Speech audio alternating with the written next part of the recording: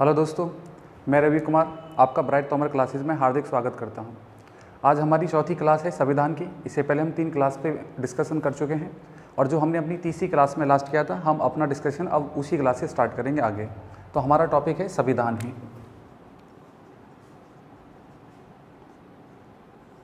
तो जो हमने लास्ट किया था जिस क्लास में, अब वहीं से हम नेक्स्ट आगे बात करेंगे। तो हमारा जो लास्ट था वो था संविधान के आवश्यक तथ्य के ऊपर, संविधान के महत्वपूर्ण तथ्य के ऊपर हम बात कर रहे थे। अब हम बात करेंगे संविधान के कौन से महत्वपूर्ण तथ्य हैं जिनसे अधिकांशकर एग्जाम में क्वेश्चन बनने की संभावना होती है, जहाँ से एग्जामिनर आपसे क्वेश्चन पूछता है।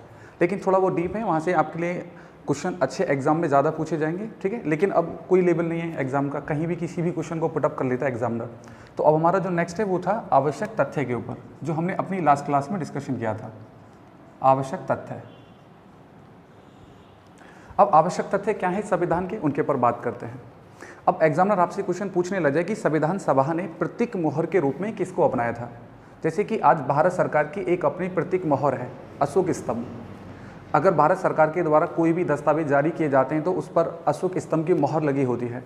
तो ऐसी संविधान सभा की भी कोई ना कोई मोहर होगी।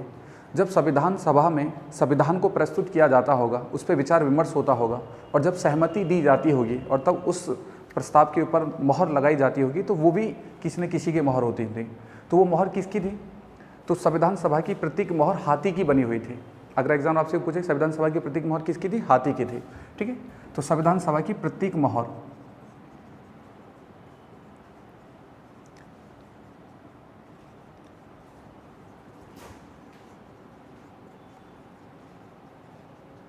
तो जो संविधान सभा थी उसकी प्रतीक मोहर क्या थी, हाथी, जैसे आज अशोक स्तंभ होती है। अब एक और भी एग्जामिनर आपसे क्वेश्चन पूछता है कि संविधान सभा का सलाहकार किस व्यक्ति को नियुक्त किया गया था, कि जो संविधान सभा को सलाह दिया करते थे कि अब संविधान सभा की बैठक कब होगी, नेक्स्ट बैठक कब की जाएगी, ठीक है, किस पॉइंट के ऊपर इस बैठक में डिस्कशन किया जाएगा, उस पॉइंट पे जो बात करते थे। तो संविधान सभा के सलाहकार किनको नियुक्त किया गया था, BN राव को। देखो, एक MN राव थे, एक BN राव थे। MN राय के बारे में मैंने आपको पहले बताया था कि संविधान सभा की लिखित मांग करने वाला पहला व्यक्ति था, जिसके द्वारा 1934 में लिखित संविधान सभा की मांग की गई थी। यह है BN राव। तो संविधान सभा के सलाहकार किनको नियुक्त किया गया, BN राव को।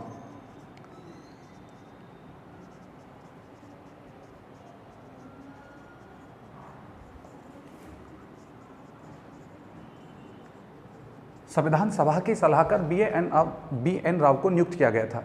इसके बाद संविधान सभा का एक सचिव नियुक्त किया गया था, ठीक है। तो संविधान सभा के सचिव किनको नियुक्त किया गया था, HBR अयंगर को संविधान सभा का सचिव नियुक्त किया गया था। तो संविधान सभा का सचिव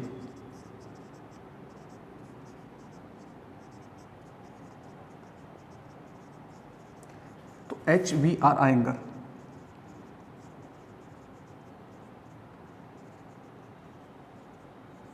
तो संविधान सभा के सचिव किनको नियुक्त किया गया, HBR अयंगर को नियुक्त किया गया था। अब संविधान सभा का मुख्य प्रारूपकार कौन था? तो संविधान सभा के मुख्य प्रारूपकार LN मुखर्जी को नियुक्त किया गया था, जो संविधान सभा का मुख्य प्रारूप तैयार किया करते थे। तो संविधान सभा का मुख्य प्रारूपकार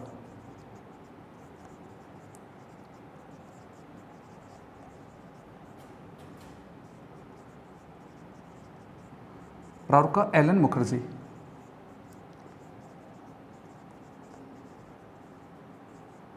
तो संविधान सभा के मुख्य प्रारूपकार किनको नियुक्त किया गया था, LN मुखर्जी को संविधान सभा का मुख्य प्रारूपकार नियुक्त किया गया था। अब इसके बाद महत्वपूर्ण बात ये बनती है, मैंने आपको अपनी पिछली क्लास में भी बताया था कि भारतीय संविधान को किसी भाषा में तैयार नहीं किया गया। भारतीय संविधान को एक शैली में लिखा गया, इटैलिक शैली में। तो भारतीय संविधान को इटैलिक शैली में लिखने वाला व्यक्ति कौन था और किस व्यक्ति के द्वारा भारतीय संविधान को इटैलिक शैली में लिखा गया था? तो प्रेम बिहारी नारायण रायजादा ने भारतीय संविधान को इटैलिक शैली में लिखा था, जो हमारा ओरिजिनल कॉन्स्टिट्यूशन है, ठीक है। तो इटैलिक शैली में भारतीय संविधान को किसके द्वारा लिखा गया, प्रेम बिहारी नारायण रायजादा।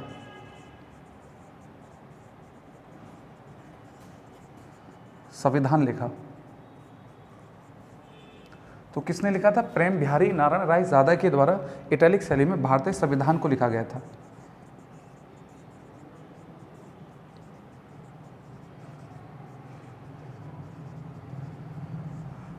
और मैंने आपको ये बात पहले पिछली क्लास में बताई थी कि प्रेम बिहारी नारायण रायजादा ने संविधान सभा के समक्ष एक डिमांड रखी थी कि संविधान के जिस पेज को मेरे द्वारा लिखा जाएगा, उस पेज के प्रत्येक पेज पर मेरे द्वारा अपना नाम लिखा जाएगा, प्रेम बिहारी नारायण रायजादा। तो हमारे ओरिजिनल संविधान के प्रत्येक पेज पर एक नाम लिखा हुआ प्रेम बिहारी नारायण रायजादा लिखा हुआ है। और भारतीय संविधान किस शैली में लिखा गया है? इटैलिक शैली में, इस व्यक्ति के द्वारा लिखा गया। अब इस शैली में प्रेम बिहारी नारायण रायजादा ने संविधान लिख तो दिया, अब भारतीय संविधान को सजाने का कार्य भी किया गया। तो भारतीय संविधान को किस संस्था के कलाकारों ने सजाया था? तो मैंने आपको एक संस्था बताई थी, शांति निकेतन के कलाकारों ने। और शांति निकेतन संस्था कहाँ की है? कलकत्ता की है। और इस संस्था की स्थापना अविंद्रनाथ टैगोर के द्वारा की गई थी। और अविंद्रनाथ टैगोर रविन्द्रनाथ टैगोर के पिता थे। उनके द्वारा शांति निकेतन संस्था की स्थापना कलकत्ता में की गई थी। तो भारतीय संविधान को किस संस्था के द्वारा सजाया गया था? शांति निकेतन के कलाकारों ने।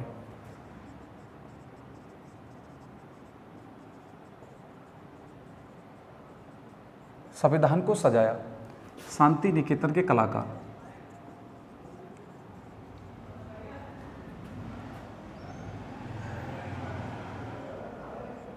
और सजाने वाले व्यक्ति कौन थे जिन्होंने हमारे ओरिजिनल संविधान को सजाने का कार्य किया था? तो वो थे दो, बिहूर राम मनोहर सिन्हा और नंदलाल बोस के द्वारा भारतीय संविधान को सजाने का कार्य किया गया था। जो इटैलिक शैली में लिखा गया संविधान था प्रेम बिहारी नारायण रायजादा के द्वारा। तो किसने लिखा? बिहूर राम मनोहर सिन्हा के द्वारा। तो दो व्यक्ति थे, बिहूर राम मनोहर सिन्हा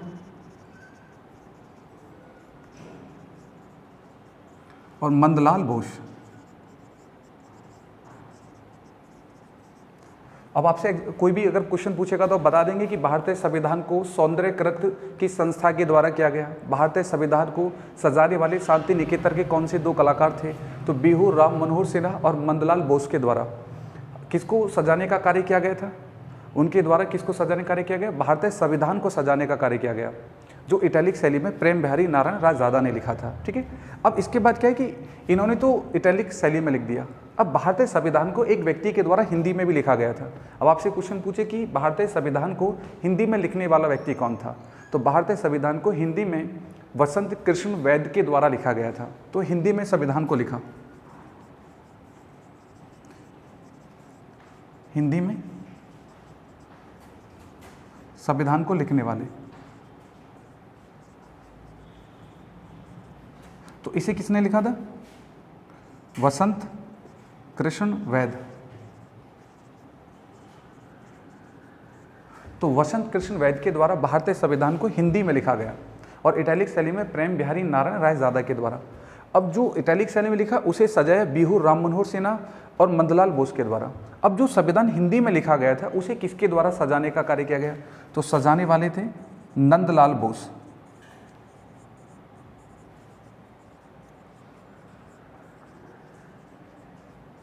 तो सजाने का कार्य किसने किया था? हिंदी में लिखे गए संविधान को नंदलाल बोस के द्वारा किया गया था। ठीक है, ये नंदलाल बोस है, ये नंदलाल हैं। तो नंदलाल ने हिंदी में लिखे गए संविधान को सौंदर्यकृत करने का कार्य किया था और नंदलाल बोस और बिहूर राम मनोहर सिन्हा ने इटैलिक शैली में लिखे गए संविधान को सौंदर्यकृत करने का कार्य किया था। अब इसके बाद एक और महत्वपूर्ण बात बनती है कि भारतीय संविधान की प्रस्तावना को किस व्यक्ति के द्वारा लिखा गया था?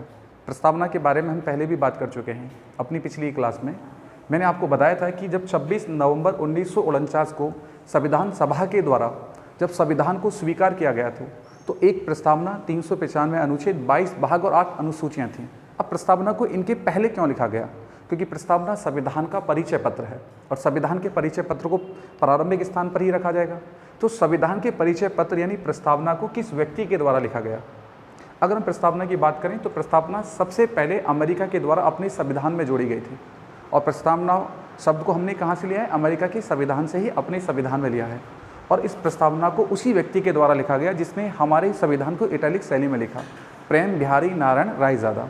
तो प्रस्तावना भी किसके द्वारा लिखी गई है? प्रेम बिहारी नारायण रायजादा के द्वारा ही प्रस्तावना को लिखा गया है।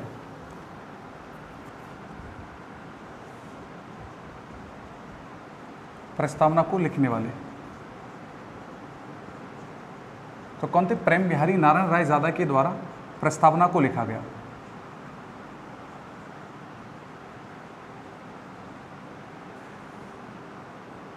तो प्रेम बिहारी नारायण रायजादा ने भारतीय प्रस्तावना को लिखा है और प्रस्तावना को संविधान का परिचय पत्र कहा गया। प्रस्तावना के बारे में हम अपनी एक क्लास में पूरा डिटेल से बात करेंगे कि कितनी बार प्रस्तावना के ऊपर केस किए गए हैं, प्रस्तावना में किस बात का उल्लेख किया गया है, किस व्यक्ति के द्वारा प्रस्तावना को संविधान की आत्मा कहा गया है। तो एन के पालकीवाला के द्वारा प्रस्तावना को संविधान की आत्मा कहा गया है। और उस प्रस्तावना में किन शब्दों का उल्लेख किया गया है? क्यों संविधान का परिचय पत्र प्रस्तावना को कहते हैं? सुप्रीम कोर्ट ने कहा है कि आपको पूरा संविधान पढ़ने की ज़रूरत नहीं है, आप प्रस्तावना पढ़ लीजिए, आपको भारत के संविधान का सार पता चल जाएगा कि भारत के संविधान का सार क्या है। और प्रस्तावना में लिखा हुआ समता, तो उसका मतलब कि भारत के संविधान में सबको समता का अधिकार दिया गया है। अब इनके बारे में हम अगली क्लास में बात करेंगे, जब हम प्रस्तावना के ऊपर पूरी क्लास पढ़ेंगे। उसमें बताएंगे कि कौन सा केस कब हुआ, किस कारण की वजह से हुआ, और किस केस के दौरान सुप्रीम कोर्ट के द्वारा क्या निर्णय लिया गया, उन पॉइंट के बारे में बात करेंगे। तो प्रस्तावना को प्रेम बिहारी नारायण रायजादा ने लिखा, और सौंदर्यकृत किसने किया, सजाने का कार्य, तो बिहू राम मनोहर सिन्हा के द्वारा।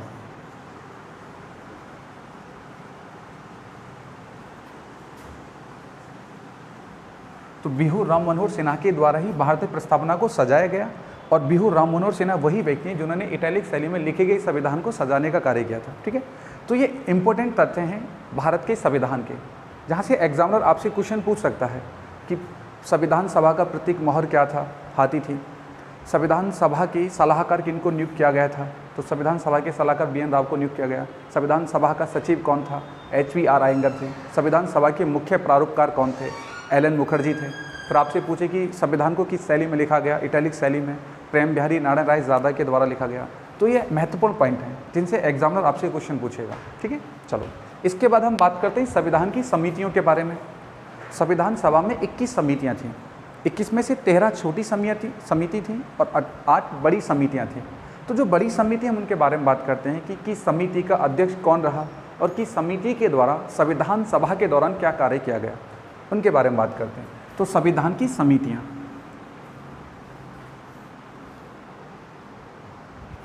संविधान की बड़ी समितियाँ,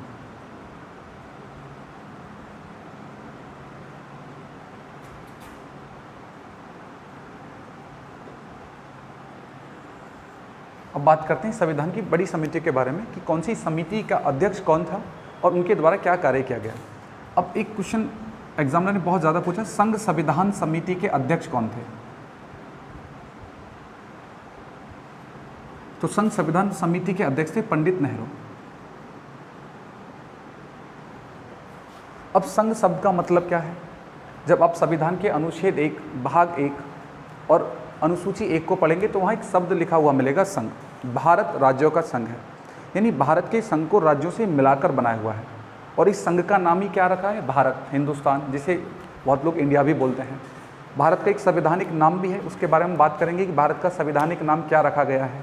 इंडिया है, भारत है, क्या भारत का संवैधानिक नाम है? तो संघ समिति के अध्यक्ष कौन बने? पंडित नेहरू। और भारत का संघ राज्यों से मिलकर बना है। देखो, जो अमेरिका है, अमेरिका भी क्या है कि राज्यों के संघ से मिलकर तैयार हुआ है, और भारत भी राज्यों के संघ से मिलकर तैयार हुआ है। लेकिन हमारे संघ में और अमेरिका के संघ में भिन्नताएं हैं। हमारा जो संघ है वो अविभाजित राज्यों का अविभाजित संघ है, और अमेरिका का जो संघ है वो विभाजित राज्यों का विभाजित संघ है। इसका मतलब क्या होता है कि जो भारत के संघ में एक बार राज्य जुड़ जाएगा वो फिर हमारे संघ से कभी अलग नहीं होगा अपनी इच्छा से। लेकिन अमेरिका में जस्ट इसका विपरीत है। अगर कोई भी राज्य उनके संघ में जुड़ता है तो कभी भी अपनी इच्छा से उस संघ से अलग हो सकता है। तो इसलिए उसको क्या बोलते हैं? विभाजित राज्यों का विभाजित संघ, और भारत को अविभाजित राज्यों का अविभाजित संघ। तो हमारे संघ से कोई भी राज्य अलग नहीं हो सकता जो एक बार हमारे राज्यों के संघ में जुड़ जाएगा। जो हमारे संघ में जुड़ जाएगा वो फिर हमसे अलग नहीं हो सकता। तो भारत को क्या कहा जाता है? राज्यों का संघ कहा जाता है। इन राज्यों को मिला के एक संघ बना, उस संघ को ही क्या कहेगा? हिंदुस्तान, यानी भारत, इंडिया कहा गया। और संघ संविधान समिति के अध्यक्ष कौन बने? पंडित नेहरू को बनाया गया। ठीक है, इसके बाद दूसरी संविधान समिति बहुत इंपॉर्टेंट, संघीय संविधान समिति।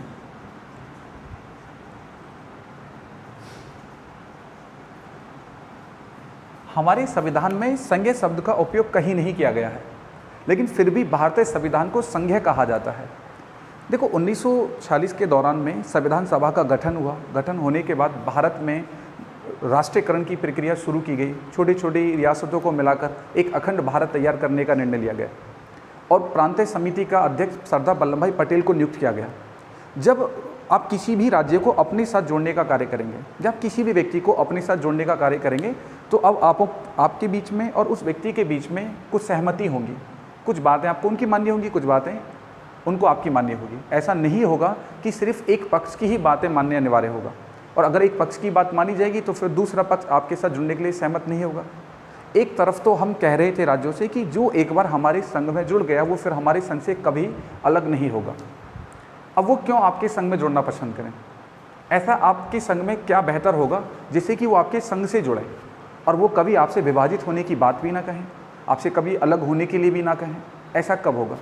जब आप उनके मुद्दों के ऊपर भी बात करेंगे, उनको भी अधिकार देंगे। तो हमने अधिकार दिए हैं ना अपने संविधान के अंदर। संघ का मतलब क्या है कि संघ का मतलब है कि जहाँ केंद्र और राज्य सरकारों के बीच में शक्तियों का विभाजन किया गया हो, जहाँ केंद्र और राज्यों के बीच में किसका विभाजन हुआ हो, शक्तियों का विभाजन किया गया, उसे संघ कहा जाता है। हमारे देश में केंद्र सरकार को भी कानून बनाने का अधिकार है और राज्य सरकार को भी कानून बनाने का अधिकार है, इसलिए भारतीय संविधान को संघ कहा जाता है। लेकिन संविधान के अंदर संघ शब्द का उपयोग कहीं नहीं किया गया है। तो आप समझते हैं संघ शब्द का मतलब क्या है कि जहाँ शक्तियों का विभाजन किया गया हो केंद्र और राज्य सरकारों के बीच में। तभी कोई राज्य आपके साथ उन्हें कहा कि आप भी कानून बना सकते हैं, केंद्र भी, लेकिन पावरफुल जो रहेगा वो केंद्र का कानून रहेगा, क्योंकि राज्य का कानून एक राज्य की सीमा तक सीमित है, लेकिन केंद्र का कानून भारत के सभी राज्यों के लिए है। तो केंद्र का कानून सर्वोपरि रहेगा और राज्य का कानून उससे नीचे रहेगा। ठीक है, केंद्र के कानून को सभी राज्यों को मानना होगा। ठीक है, तो संघीय संविधान समिति का मतलब आप समझे कि जहाँ शक्तियों का विभाजन केंद्र और राज्य सरकारों के बीच में किया गया उसे संघ कहा जाता है। तो इस समिति के अध्यक्ष भी कौन थे? पंडित नेहरू को ही बनाया गया था, जो संघ संविधान समिति के अध्यक्ष थे। तो संघ के भी अध्यक्ष किनको बनाए गए? पंडित नेहरू को। अब एक और महत्वपूर्ण समिति, प्रांतीय संविधान समिति।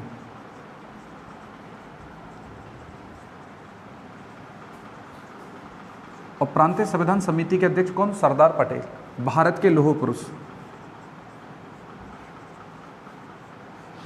भारत के बिस्मार्क। भारत का बिस्मार्क किनको कहते हैं? सरदार वल्लभ भाई पटेल को कहा जाता है। बिस्मार्क जर्मनी का रहने वाला था, उसके द्वारा जर्मनी का एकीकरण किया गया, और जब उसने जर्मनी का एकीकरण किया तो जर्मनी एक सुपर पावर कंट्री के रूप में उभर कर आया। अब भारत का भी एकीकरण किस व्यक्ति के द्वारा किया गया? सरदार पटेल के द्वारा। यानी सरदार वल्लभ भाई पटेल ने भारत की 552 रियासतों को मिलाकर एक अखंड भारत तैयार किया। तो कितनी रियासतें मिलाई हैं? 552 रियासतों को मिलाया सरदार वल्लभ भाई पटेल ने, तब जाकर ये भारत तैयार हुआ है, आज का भारत बना है। आप सोचो, जब अंग्रेज भारत को छोड़कर गए थे तो कितनी रियासतें छोड़ी? 552। और अंग्रेजों ने कहा था कि जो भारत के संविधान को स्वीकार नहीं करेगा वो अपने लिए अलग संविधान बना सकता है, और इसका मतलब ये हुआ कि वो अलग रह सकते हैं, अलग देश बना सकते हैं। ठीक है, उन्होंने अफ्रीका में अपनी इसी नीति से पूरे अफ्रीका को छोटे छोटे देशों में विभाजित कर दिया, और वो इसी प्रकार से भारत को विभाजित करके जाना चाहते थे कि छोटे छोटे देश भारत में बना के चले जाएंगे। अगर एक ही भारत रहेगा तो फिर वो ताकतवर बनेगा, और जब ये छोटे छोटे देशों में विभाजित कर दिया जाएगा तो उसकी ताकत बिखर जाएगी। एक परिवार में अगर विभाजन होता है तो उसकी शक्ति खंडित होती है, और अगर एक परिवार संयुक्त रहता है तो उसकी शक्ति और ज़्यादा ताकतवर होती है। तो विखंडन होने से तो शक्ति का विखंडन होना ही होना है, ताकत का विखंडन होना ही होना है, और एकता में हमेशा ताकत बनती है। तो उस एकता में ताकत किसने उत्पन्न की? सरदार पटेल। जब प्रांतीय संविधान समिति के अध्यक्ष बनाए तो इन्होंने ही 552 रियासतों को मिलाकर अखंड भारत तैयार किया, और एक ही बार में इस व्यक्ति ने 549 रियासतें भारत में मर्ज कर दी। यानी 549 रियासतें एक ही बार में भारत में सम्मिलित कर दी सरदार वल्लभ भाई पटेल ने। 3 रियासतों को उन्होंने बाद में किया, हैदराबाद, जूनागढ़, जम्मू कश्मीर। उनके बारे में हम अभी आगे बात करेंगे कि हैदराबाद को किस माध्यम से भारत में सम्मिलित किया गया, जूनागढ़ को किस माध्यम से भारत में जोड़ा गया, जम्मू कश्मीर को जोड़ने के लिए हमारी क्या नीतियाँ रहीं, क्या कार्य रहे, उनके बारे में हम आगे बात करेंगे। तो प्रांतीय संविधान समिति के अध्यक्ष सरदार पटेल, भारत का बिस्मार्क सरदार पटेल को कहा जाता है। सरदार भारत का लौह पुरुष किसको बोलते हैं? सरदार वल्लभ भाई पटेल को ही कहते हैं। अभी हाल ही में कुछ समय पहले इनकी एक प्रतिमा बनाई गई थी नर्मदा नदी पर, गुजरात में केवड़िया जिले के अंदर, 182 मीटर ऊंची प्रतिमा, और उसका नाम रखा गया था स्टैच्यू ऑफ यूनिटी। अब स्टैच्यू ऑफ यूनिटी, उस प्रतिमा का क्यों नाम रखा? स्टैच्यू का मतलब तो आप समझ गए कि किसी प्रतिमा के लिए स्टैच्यू लिखा जाता है, जो स्थिर खड़ी रहती है उसे स्टैच्यू बोलते हैं। यूनिटी का मतलब है एकता, तो भारत में एकता का प्रतीक किनको कहते हैं? सरदार वल्लभ भाई पटेल को कहा जाता है। ठीक है, तो प्रांतीय संविधान समिति कितनी रियासतों को मिलाकर सरदार वल्लभ भाई पटेल के द्वारा अखंड भारत तैयार किया गया? तो 552 रियासतों को मिलाकर सरदार पटेल जी के द्वारा अखंड भारत तैयार किया गया। भारत के पहले उप प्रधानमंत्री सरदार वल्लभ भाई पटेल थे, और भारत के पहले गृह मंत्री भी कौन थे? सरदार वल्लभ भाई पटेल ही थे। ठीक है। तो पहले गृह मंत्री स्वतंत्र भारत के और स्वतंत्र भारत के पहले उप प्रधानमंत्री सरदार वल्लभ भाई पटेल। ठीक है, चलो इसके बाद 2-3 और, जैसे संचालन संविधान समिति,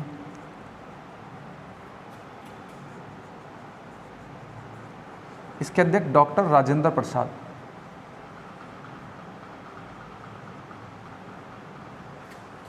एक राज्यों के साथ समझौते की समिति,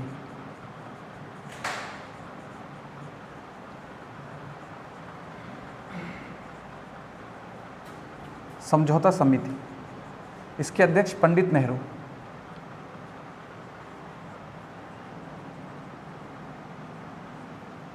और एक प्रक्रिया नियम समिति,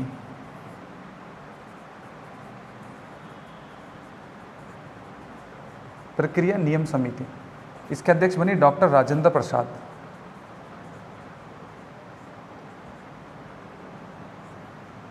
तो प्रक्रिया नियम समिति के अध्यक्ष डॉक्टर राजेंद्र प्रसाद, राज्यों के साथ समझौता समिति के अध्यक्ष पंडित नेहरू और संचालन संविधान समिति के अध्यक्ष डॉक्टर राजेंद्र प्रसाद और प्रांतीय संविधान समिति के अध्यक्ष सरदार पटेल को नियुक्त किया गया था। ठीक है, ये इन समितियों के अध्यक्ष थे। अब इन समितियों में एक और समिति बहुत ज़्यादा महत्वपूर्ण थी, वो समिति जिसके द्वारा भारत के संविधान को तैयार किया गया। तो भारत के संविधान का प्रारूप किस समिति ने बनाया? प्रारूप समिति के द्वारा भारत के संविधान का प्रारूप तैयार किया गया। तो अब हम बात करेंगे प्रारूप समिति के बारे में कि प्रारूप समिति में कितने सदस्य थे, अध्यक्ष कौन था, कौन सदस्य किसके बाद बना था, इसके बारे में बात करते हैं। तो 29 अगस्त 1947 को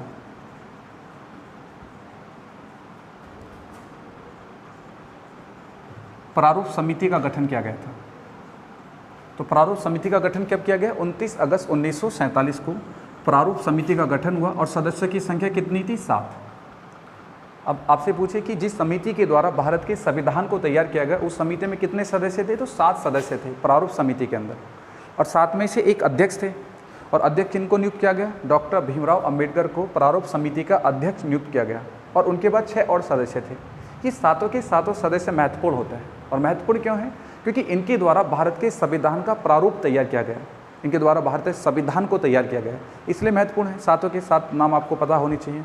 एग्जाम में आपसे पूछ सकता है एग्जामिनर कि कौन सा इनमें से प्रारूप समिति का सदस्य नहीं था, कौन सा एक प्रारूप समिति का इनमें से सदस्य था, ऐसा कौन सा प्रारूप समिति का सदस्य था जो पैसे से वकालत किया करता था।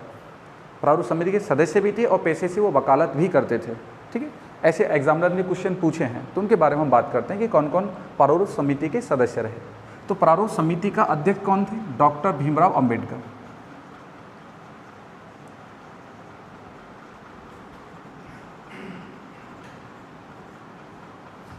प्रारूप समिति के अध्यक्ष। और संविधान के जनक और पिता किनको कहा जाता है? डॉक्टर भीमराव अंबेडकर को ही संविधान का जनक और पिता कहते हैं। अब संविधान का जनक और पिता बाबा साहब अंबेडकर को क्यों कहा गया? क्योंकि भारतीय संविधान को पूरा एक्सप्लेन करना, पूरे समझाने वाला व्यक्ति डॉक्टर भीमराव अंबेडकर थे। और संविधान सभा के अंदर सबसे ज़्यादा शिक्षित आदमी भी डॉक्टर भीमराव अंबेडकर थे। इन्होंने पूरे संविधान को समझाया है। जैसे संविधान में मौलिक अधिकार हैं, मौलिक कर्तव्य हैं, राज्य की नीति निदेशक तत्व हैं, संसद व्यवस्था है, राष्ट्रपति है, हमारे अंदर न्यायपालिका है। अब इनकी क्या आवश्यकता है संविधान के अंदर, उन चीज़ों के बारे में पूरा एक्सप्लेन किया गया। मौलिक अधिकार क्यों ज़रूरी हैं, राज्य की नीति निदेशक तत्व क्यों आवश्यक है, प्रस्तावना की क्या आवश्यकता है संविधान के अंदर, तो पूरे संविधान को एक्सप्लेन किया गया। इसलिए संविधान के पिता और जनक डॉक्टर भीमराव अंबेडकर को कहा गया। अब कौन कौन से 6 और सदस्य उनके बारे में लिखते हैं। एन गोपाल स्वामी अयंगर,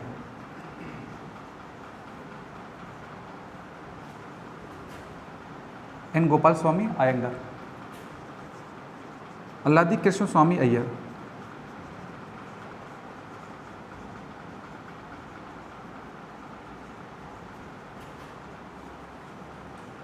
अल्लादी कृष्ण स्वामी अय्यर, सैयद मोहम्मद सादुल्ला,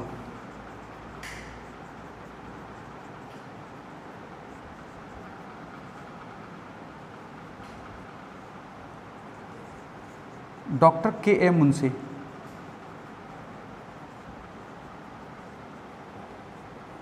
एन माधवराव, एन माधवराव ने BL मित्र के स्वास्थ्य कारणों की वजह से त्यागपत्र देने के बाद प्रारूप समिति के सदस्य की सदस्यता प्राप्त की थी। ठीक है, और इसके बाद बने TT कृष्णाचार्य,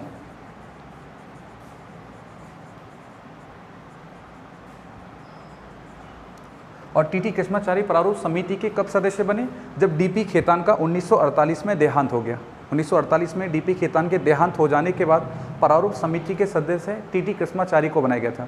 तो जब प्रारूप समिति का गठन हुआ तब टीटी कृष्णाचारी इस समिति के सदस्य नहीं थे, तब कौन थे? डीपी खेतान थे। और एन माधवराव की जगह कौन थे? बीएल मित्र थे इस दौरान में प्रारूप समिति के सदस्य। उनका स्वास्थ्य बहुत ज़्यादा खराब रहता था, उस उपस्थित नहीं हो पाते थे समिति में, इसलिए उन्होंने त्यागपत्र दे दिया और उनकी जगह कौन आए? एन माधवराव। और डीपी खेतान का 1948 में देहांत हो गया, तो उसके बाद टीटी कृष्णाचार्य को प्रारूप समिति का सदस्य बनाया गया। मैंने आपको पहले भी एक पॉइंट बताया था कि संविधान सभा का कौन सा उपाध्यक्ष प्रारूप समिति का सदस्य बना था?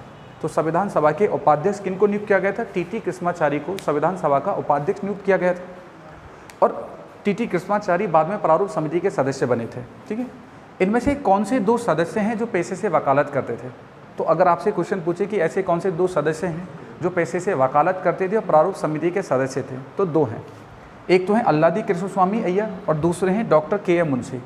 तो ये दो व्यक्ति पेशे से वकालत करते थे, डॉक्टर के.एम. मुंशी और अल्लादी कृष्णस्वामी अय्यर। ठीक है, इस प्रकार से एग्जामिनर ने क्वेश्चन पूछा है, ध्यान रखना आपको।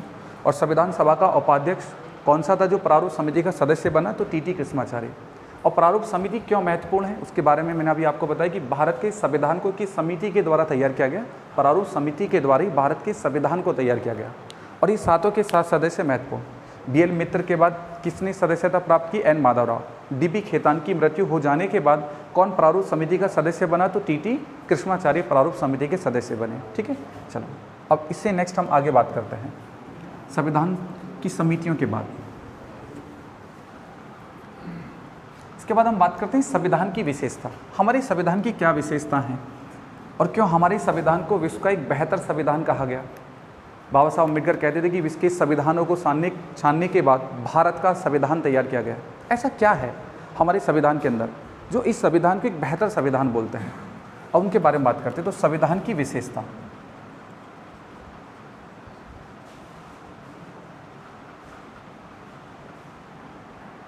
तो हमारे संविधान की क्या विशेषता है?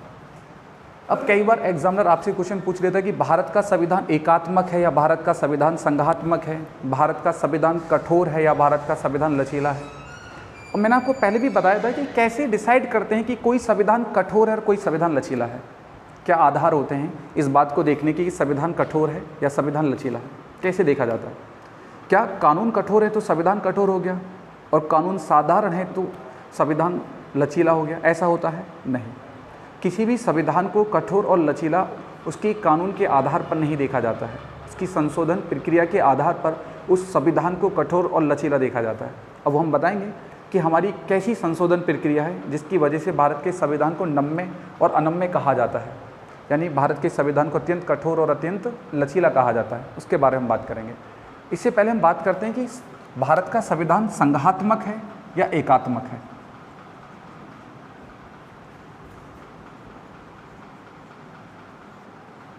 हमारा संविधान संघात्मक है या एकात्मक है? अब संघात्मक संविधान का सबसे अच्छा उदाहरण कौन सा देश है और एकात्मक संविधान का सबसे अच्छा उदाहरण कौन सा देश है? तो अगर आपसे कोई पूछे कि संघात्मक का सबसे अच्छा उदाहरण वाला देश अमेरिका है, तो अमेरिका का संविधान कैसा है? संघात्मक है। और एकात्मक संविधान वाला सबसे अच्छा उदाहरण कौन सा देश है? इंग्लैंड है। और भारत का संविधान कैसा है? संघात्मक है या एकात्मक है? अब पहले समझते हैं कि संघात्मक का मतलब क्या होता है। अब संघात्मक शब्द का मतलब है कि जहां शक्तियों का विभाजन केंद्र और राज्य सरकारों के बीच में किया गया हो, उसे संघात्मक कहा जाता है। अब देखो, हमारे यहाँ पर केंद्र सरकार को भी कानून बनाने का अधिकार है, राज्य सरकार को भी कानून बनाने का अधिकार है। अमेरिका में राज्य सरकारें भी कानून बनाती हैं और केंद्र सरकार भी कानून बनाती हैं, इसलिए उस संविधान को संघात्मक कहा जाता है। तो अगर हम अपनी कानून बनाने की प्रक्रिया को देखें तो हमारा संविधान संघात्मक दिखता है, लेकिन हमारे संविधान में एकात्मकता भी है। एकात्मकता का मतलब क्या है? एकात्मक का मतलब क्या है? एकात्मक का मतलब है कि जहाँ कानून बनाने का अधिकार सिर्फ एक के पास हो, जहाँ कानून सिर्फ केंद्र सरकार के द्वारा ही बनाया जाता है, उसे एकात्मक कहा जाता है। अब इंग्लैंड में आप जाएंगे तो वहाँ राज्य सरकारों को कानून बनाने का अधिकार नहीं है, वहाँ सिर्फ कानून बनाने का अधिकार सिर्फ केंद्र सरकार के पास है। जैसे एकल नागरिकता, एकात्मक संविधान वाले देश में सिर्फ नागरिकता केंद्र सरकार के द्वारा दी जाती है, तो वो किसकी पहचान है? एकात्मक की पहचान है। लेकिन आप संघात्मक वाले देशों में जाएंगे तो वहाँ दोहरी नागरिकता है, यानी केंद्र सरकार भी नागरिकता दे सकते हैं और राज्य सरकारों के द्वारा भी नागरिकता दी जा सकती है। अमेरिका इस बात का उदाहरण है। एकल नागरिकता है, ठीक है, लिखित संविधान की प्राथमिकता होती है। अब एकात्मक और संघात्मक मतलब आप समझे कि एकात्मक का मतलब कि जहाँ सिर्फ कानून बनाने का अधिकार केंद्र सरकार के पास हो, और संघात्मक का मतलब कि जहाँ कानून बनाने का अधिकार केंद्र और राज्य दोनों के पास होता है, तो संघात्मक बोलते हैं। भारत का संविधान संघात्मक है या एकात्मक है? तो भारत का संविधान दोनों है। हमारा संविधान संघात्मक भी है और एकात्मक भी है, ठीक है। तो अब आपसे पूछे कि संघात्मक क्यों है, एकात्मक क्यों है? क्योंकि जब हमारे देश के अंदर आपातकाल लगता है, जब राष्ट्रीय आपातकाल लगाया जाता है या कोई भी इमरजेंसी लगती है, तो इमरजेंसी किसके द्वारा लगाई जाती है? राज्य सरकारों के द्वारा या केंद्र सरकार के द्वारा? तो केंद्र सरकार ही भारत में आपातकाल को लगाती है, ठीक है। वो एक प्रक्रिया है आपातकाल को लगाने की। हम आपातकाल के बारे में बताएंगे कि किस आपातकाल को किस प्रक्रिया से लगाया जाता है। लेकिन केंद्र सरकार के द्वारा आपातकाल का निर्णय लिया जाता है, ना कि राज्य सरकारें आपातकाल को लगाने का निर्णय लेती हैं। तो वो किसकी पहचान है? एकात्मक संविधान की पहचान है।